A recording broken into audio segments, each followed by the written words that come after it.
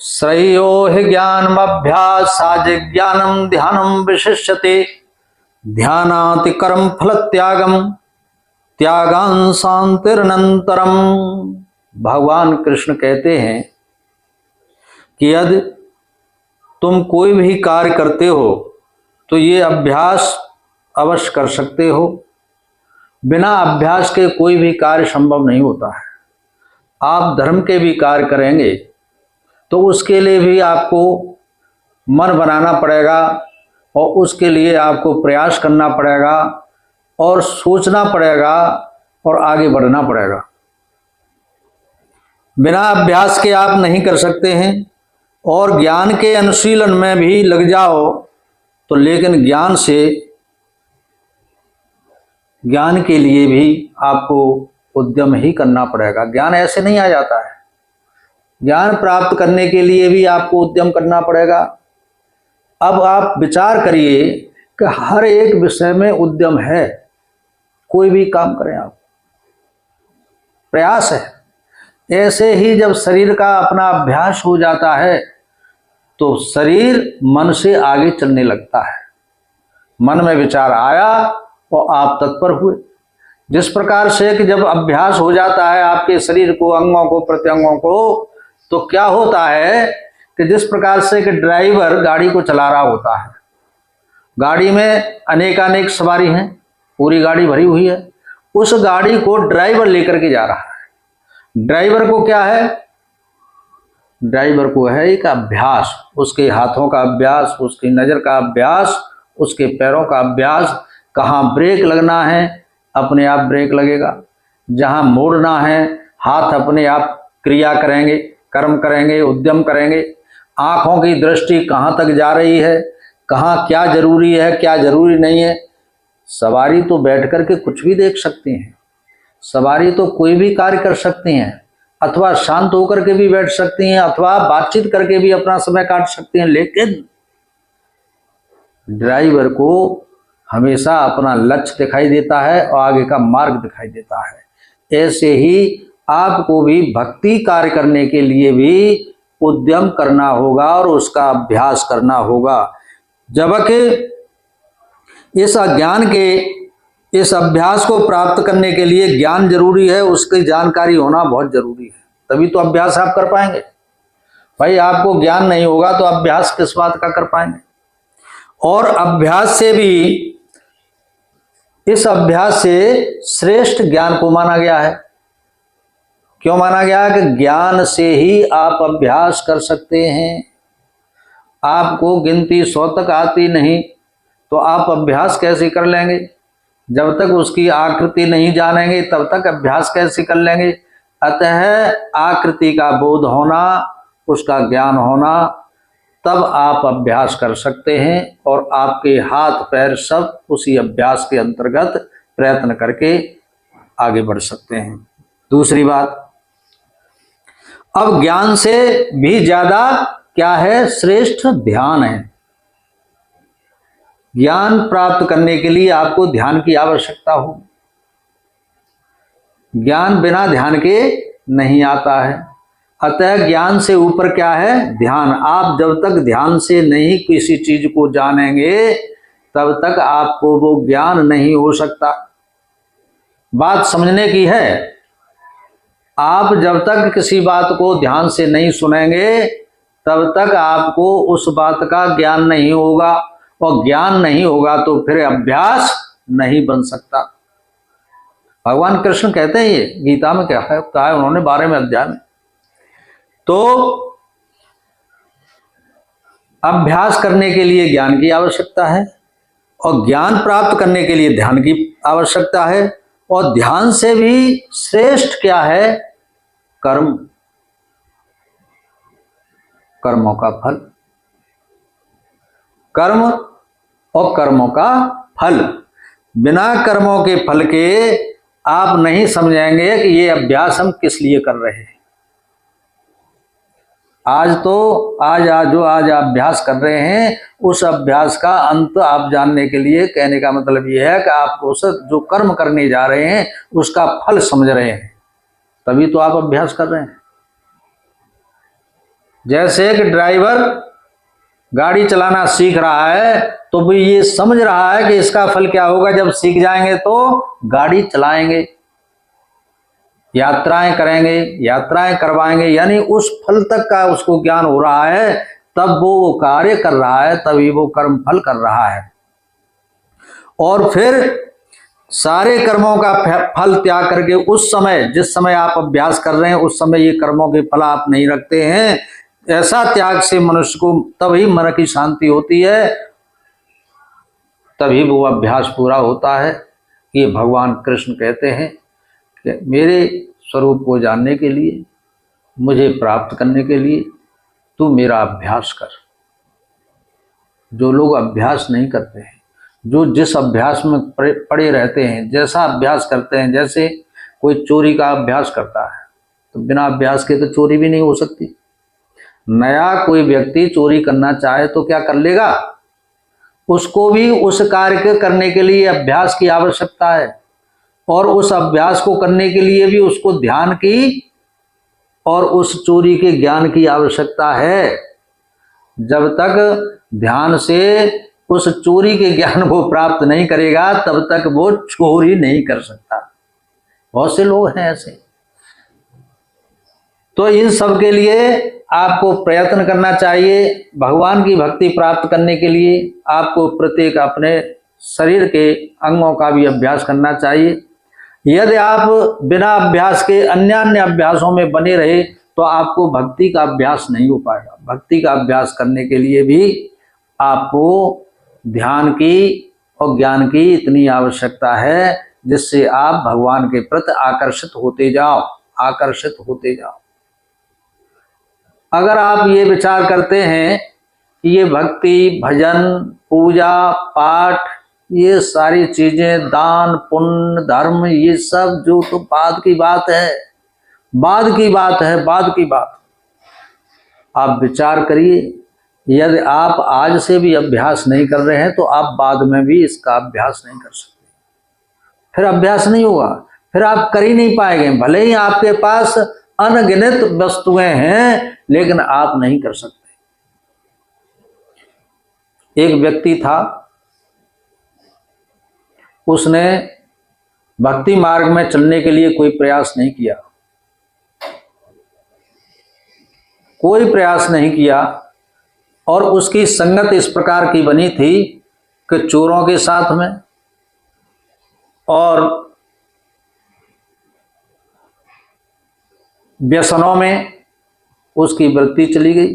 जैसी संगत होती है वैसा असर पड़ता है।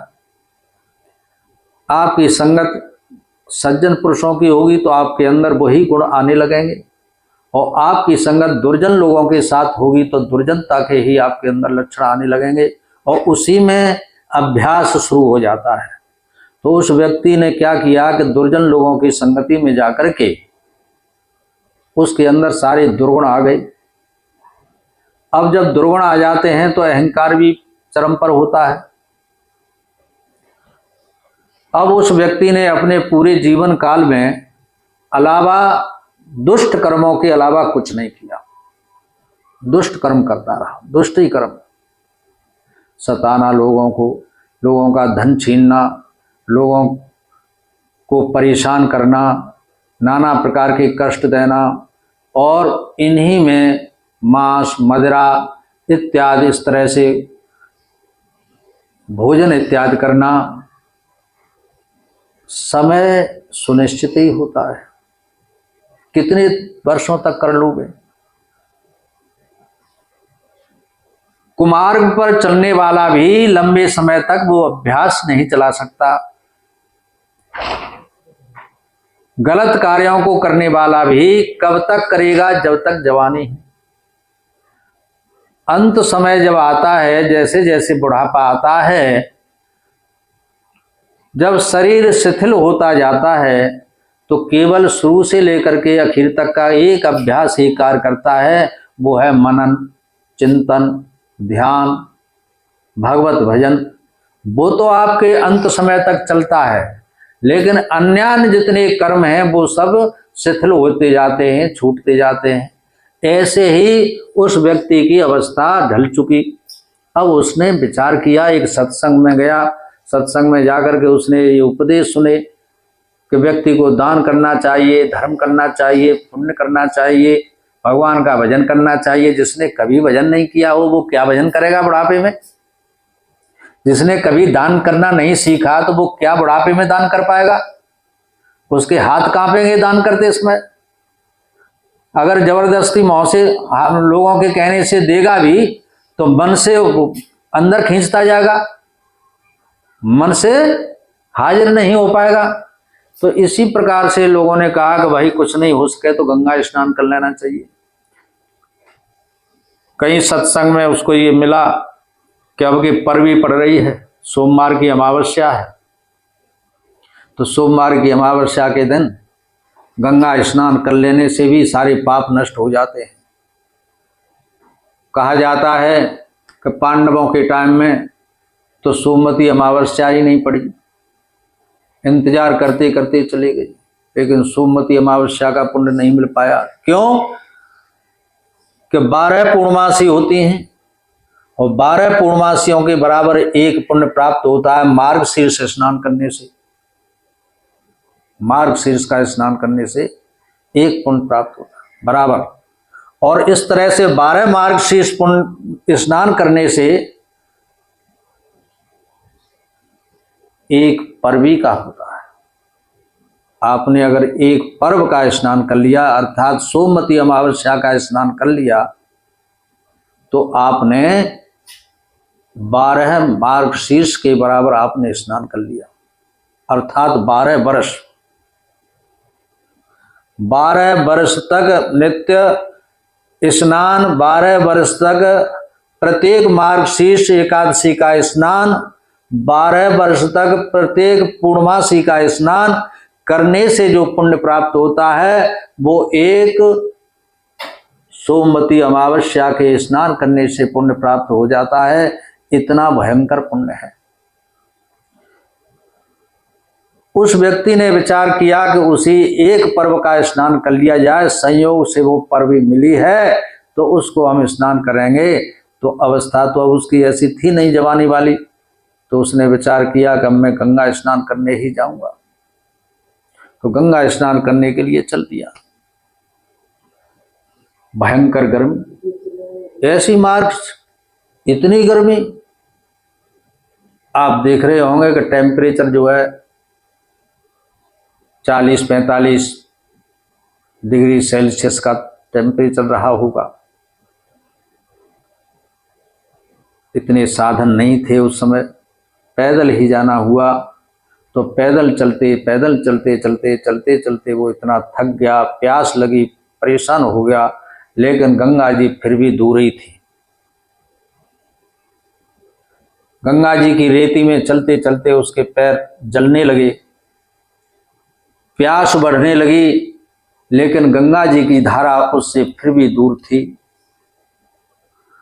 घबरा गया और ऐसी किलकिलाती धूप में वो जो है परेशान हो गया और वहीं पर गिर गया।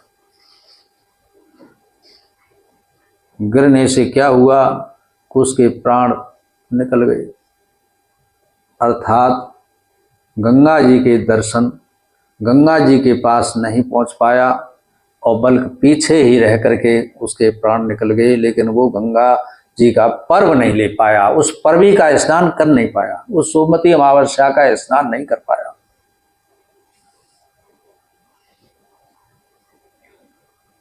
जो ऐसा संकल्प करते रहते हैं, विकल्प ढूंढते रहते हैं कि अब की बार नहीं तो फिर कर लेंगे, फिर नहीं तो फिर कर लेंगे, आज से कल का भरोसा नहीं तो कब करोगे। प्रत्येक शुभ कर्म को करने के लिए आप पूरे मनोयोग से ऐसा मान के करना चाहिए कि आगे फिर मिला कि नहीं मिला, इसलिए हमको अभी कर लेना चाहिए। उसके लिए ये विकल्प नहीं रखना चाहिए कि चलो फिर कर लेंगे, फिर करो तब करो, लेकिन इस समय जो करो उसको पूरे मनोयोग से कर लेना चाहिए। इस तरह से वो व्यक्ति वहीं गिर गया था, समाप्त हो गया। अब उस हाँ जो है गीधड़ आए, गीधड़ों ने देखा कि इससे तो हमारे भोजन की व्यवस्था बन गई और हम इस भोजन को कर लेंगे। तो सभी गीदड़ आ गए। गीदड़ों ने उसको प्राप्त करने के लिए बड़ा प्रसन्नता जाहिर की, और प्रसन्नता जाहिर करके फिर भी उनमें जो बूढ़ा गीदड़ था उसका इंतजार किया उन्होंने अपने बुजुर्ग का। और थोड़ी समय बाद में जो बुजुर्ग आ गया, उनका जो बूढ़ा गीदड़ था वो आ गया। उसने उसको चारों तरफ से निहारा, देखा, और उसने कहा कि खाओ, गंगा जी ने हमको दिया है। तो वहीं गंगा जी प्रकट हुई और उन गीदड़ों से कहा कि गीदड़ों रुको, श्यारो रुको। क्यों? अब क्यों रुक सकते हैं? जिसकी थाली सामने हो, भूख लगी हो, भोजन सामने परोसा गया हो, और फिर ये कह दिया जाए कि इसको मत खाओ, तो भूख और ज्यादा बढ़ जाती है। यही हाल श्यारों का हुआ, उन गीदड़ों का हुआ। तो गंगा जी कहती हैं कि हस्तौ दान विवर्जितौ श्रुतपुटौ सारस्वत द्रोहिणौ नेत्रे साधु विलोकनेन रहते पादौ न तीर्थगतौ अन्यायार्जित वित्त पूर्ण मुदरम रे रे जम्बुक मुंच मुंच सहसा नीचम समुद्यम बपो। अब देखिए गंगा जी ने किस तरह से समझाया कि ये इतना ही भला होता, पहले से ही अभ्यास कर रहा होता, ऐसा अगर भाव पहले से बनाया होता तो आज मेरे पास आ गया होता, मेरी शरण में होता। अरे जम्बुको, अरे श्यारो, इसने कोई दान नहीं किया अपने जीवन में, ना कोई धर्म किया है, न कभी इसने ज्ञान की बात सुनी है। तो गीदड़ कहते हैं कि हे माता, यदि आप अपनी आज्ञा दे दें तो ये कितना भी दुष्ट सही, कुछ भी सही, लेकिन इसने अपने हाथों से अपने माता पिता की तो सेवा की होगी ना। इसने अपने हाथों से गुरु के चरण स्पर्श तो किए होंगे ना। हे माता, इसने अपने हाथों से कभी तो धर्मार्थ कार्य किया ही होगा, कभी तो इसने अपने हाथों से दान पुण्य किया होगा, तो इसलिए इसके हाथ तो अवश्य ही पवित्र होंगे। आप अनुमति दें तो हम इसके हाथ खा करके ही तृप्त हो जाएंगे। तो गंगा जी ने कहा हस्तौ दान विवर्जितौ। हस्तौ कहते हैं दोनों हाथों, इसके दोनों हाथ विवर्जितौ, दान के विमुख रहे, कभी दान नहीं किया। श्रुतिपुटौ सारस्वत द्रोहिणौ। गीदड़ों ने कहा कि कान, तो गंगा जी ने कहा कि कान भी इसके श्रुतिपुटौ सारस्वत द्रोहिणौ, शास्त्रों के द्रोह में इसने कभी शास्त्र नहीं सुने। श्रुतपुटौ सारस्वत द्रोहिणौ नेत्रे साधु विलोकनेन, इसने अपनी आंखों से कभी साधु संतों को नहीं देखा, दुष्ट लोगों के साथ रहा, दुष्ट लोगों की संगत की। तब श्यारों ने कहा कि हे माता, इसके पैर पवित्र होंगे, तीर्थ यात्राएं की होंगी, कुछ तो किया होगा, पैरों से अच्छी जगह चल के गया होगा, देव दर्शन किए होंगे।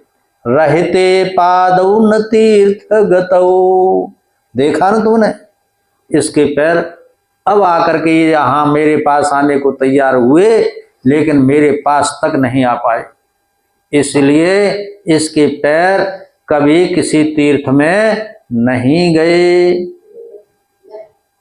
और इसने जो धन प्राप्त किया, अन्यायार्जित वित्त पूर्ण, जितना धन इसने प्राप्त किया है वो अन्यान्य कुमार्गों से प्राप्त किया है। रे रे जम्बुक मुंच मुंच, अरे अरे गीधड़ो, तुम इसको अगर खाओगे तो घोर नरक में जाओगे।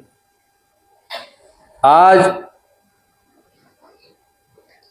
उस व्यक्ति के शरीर को जिसने कभी धर्म नहीं किया, कभी पुण्य नहीं किया, जो समय उसकी आत्मा पापों में संलग्न रही, वो हमेशा आताताई होकर के रहा, दुष्ट प्रवृत्ति का रहा, सज्जन लोगों को परेशान करता था, साधु संतों का अपमान करने वाला वो व्यक्ति आज समाप्त हो गया और उसका शरीर किसी कार्य नहीं आया। न जीते जी आया और न जी जाने के बाद में आया। तो इसलिए गंगा जी ने कहा कि तुम लोग इसका त्याग करके चले जाओ, नहीं तो घोर नरक में चले जाओगे। कहने का तात्पर्य यह है कि आप समय रहते, आज मन में विचार आ रहा है तो आज समय रहते आप धर्म के मार्ग पर चल रहे हैं, अच्छी बात है। अगर इसको आज के बाद कल, कल के बाद परसों, परसों के बाद अतरसों, इसी तरह से आप आगे तारीखें बढ़ाते रहेंगे। जैसे किसी को मदिरा पान करने की आदत बन गई है, उसके अभ्यास में आ गई है, तो जब अभ्यास परिपूर्ण हो जाता है तो छुड़ाने से नहीं छूटता। भक्ति भी ऐसे ही है। आप भक्ति का अभ्यास करते हैं तो फिर कोई कितनी भी आलोचना करे, लेकिन आपकी भक्ति को कोई छुड़ा नहीं सकता। आपकी जो आदतें बन गई हैं दान धर्म करने की, कितनी भी परेशानी आए लेकिन आपकी आदत नहीं बदलती, परिपक्वता आ जाती है। ऐसे ही आपके अंदर अगर परिपक्वता धर्म की आ गई, भक्ति की आ गई, तो आपकी भक्ति अंत समय तक भी छूटने वाली नहीं है। करेंगे, आप चलने फिरने में असमर्थ हो जाएंगे, तब भी आप अपने मन से, अपनी वाणी से और किसी के माध्यम से उस धर्म के कार्य को अवश्य ही करेंगे या कराएंगे। ऐसा योग, ऐसा संयोग बनता है। अब जिस प्रकार से कि कल है, परवी का समय है, सोमवती अमावस्या है, बहुत से ऐसे भक्त होंगे जो गंगा किनारे नहीं पहुंच पाएंगे, जो बुजुर्ग हैं नहीं पहुंच पाएंगे। गंगा जी के दूर दूर तक भीड़ हो जाएगी, रास्ते बंद हो जाएंगे, नहीं पहुंच पाएंगे, पैदल नहीं चल पाएंगे, कड़ी धूप होगी, तो ऐसे लोग जो रह जाएंगे तो यहीं से गंगा जी का ध्यान करेंगे, गंगा जी को प्रणाम करेंगे और प्रातःकाल जो स्नान करेंगे, उस स्नान के लिए वो गंगा जल वहीं घर पे डाल लेंगे। अपनी बाल्टी में जल में थोड़ा सा गंगा जल मिला करके भी अगर वो अपने घर पर भी गंगा जी का ध्यान करते हुए उस जल से स्नान करते हैं तो उनको भी पुण्य तो प्राप्त होगा ही ना। क्यों? कि मन से गंगा स्नान कर रहे हैं और जल में गंगा जल मिला करके स्नान कर रहे हैं और ध्यान पूर्वक कर रहे हैं। केवल शरीर से वहां नहीं पहुंच पा रहे, लेकिन उनका शरीर नहीं जा रहा है तो उनका मन सारा दृश्य देख रहा है, इसलिए उनको उस पर्व स्नान का पुण्य तो मिलना ही चाहिए। यही भगवान कहते हैं, भगवान कृष्ण भी यही कहते हैं कि तू अगर मन से भी मुझे याद करता है तो मैं तेरे मन के रूप में भी। अतः मन से आप भगवती गंगा का स्तवन करें, मन से उनका ध्यान करें और मन से ही समय अनुसार जैसी आपकी व्यवस्था हो उस हिसाब से गंगा स्नान घर पर करें या गंगा जी पर जाकर के करें, जैसे भी करें उसका आपको विशेष पुण्य प्राप्त होगा ही, इसमें कोई संदेह नहीं है। तो कहने का तात्पर्य यह है कि आप अपने अभ्यास को न रोकें, अभ्यास को निरंतर रखें।